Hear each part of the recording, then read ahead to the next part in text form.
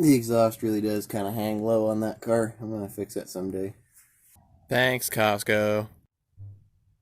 All loaded down with everything I could possibly imagine that a feller might need to load a pickup truck onto a trailer. Hopefully I don't need to use any of this stuff, but it's always good to be prepared. It's kind of a long drive, so let's get to it.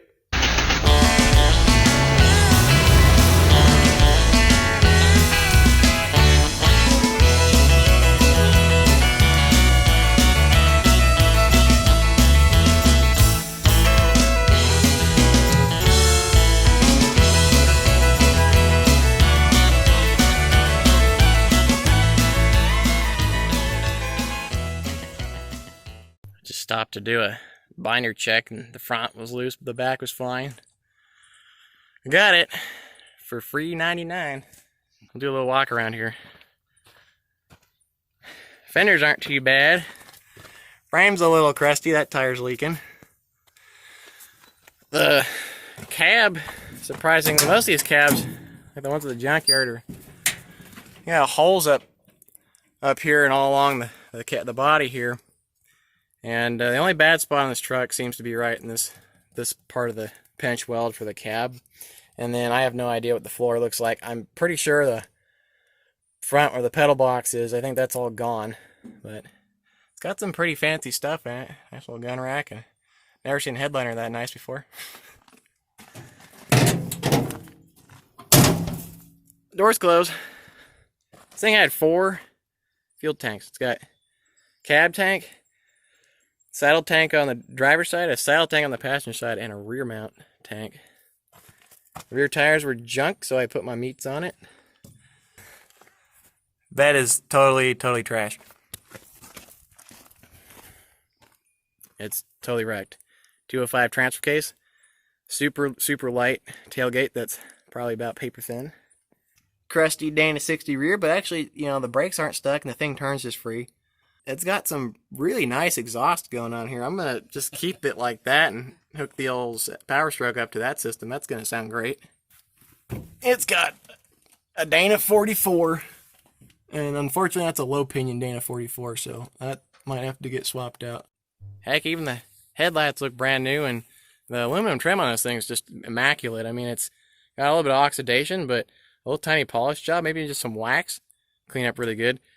The guy who gave me this truck said that he got it for free from a guy, and this is supposedly out of a Mustang, so I have no idea what it is. I'm guessing it's probably an FE motor. It might be a 429, but I'm guessing it's an FE. And the radiator needs to get replaced for sure, because it's toast. I mean, there's no water in it, but it's dissolved out. The rad support's totally gone. It's pretty thin. The inner fenders are cooked. But other than that, I mean, it's even got a battery. Other than that, it's not that bad. It's going to be fun taking this thing apart. So, we're going to get back in the truck and we're going to haul it home.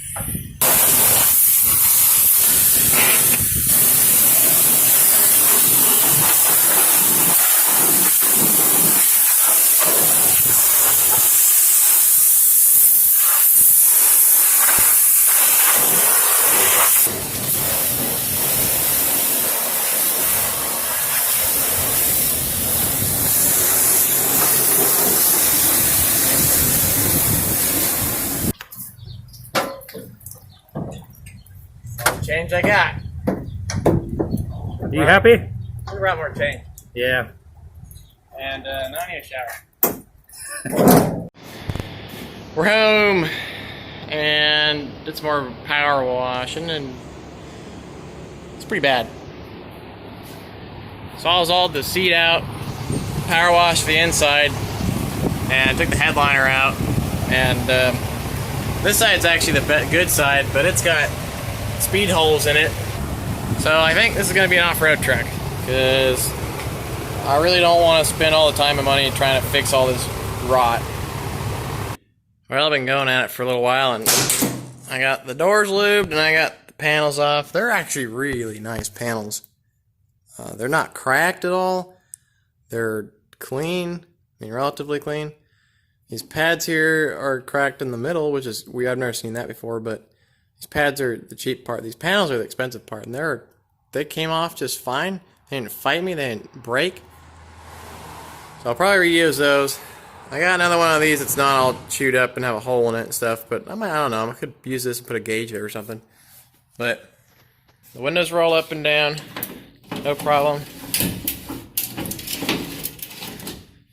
The doors, latches work, and I got rid of the squeak. It's amazing what WD-40 can do for a feller. And then I stripped the entire interior out of this thing.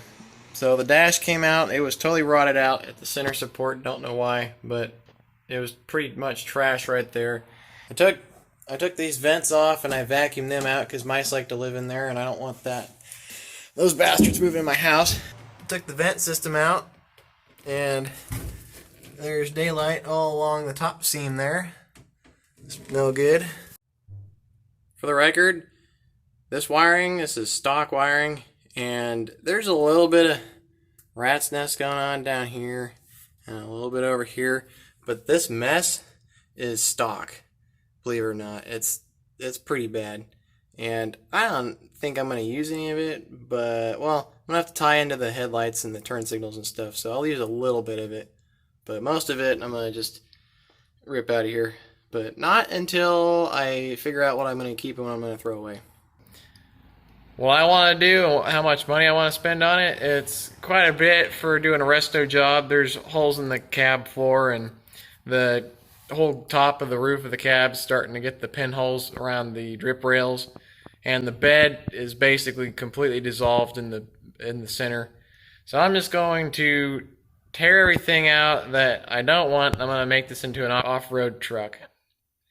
And when I say inspired, I mean I'm probably just going to put a bunch of tubing in it so that way if it rolls over I don't die. I'll shove the engine into the cab as far as it'll go so the weight distribution is kind of more 50-50, especially because it's getting a 7.3 Powerstroke that I got laying around in the garage. This truck's getting the Powerstroke. Is a Powerstroke good for off-roading? Probably not. There's not too many diesel rigs that are dedicated off-road trucks.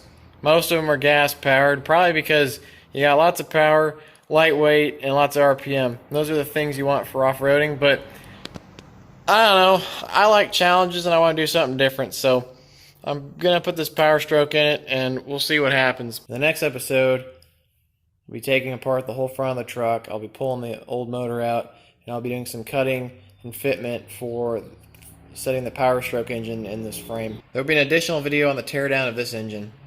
Speed holes. Speed holes. Speed holes. Speed holes. Speed holes. Speed holes. Speed holes. Speed holes. Speed holes. Speed holes. Hey!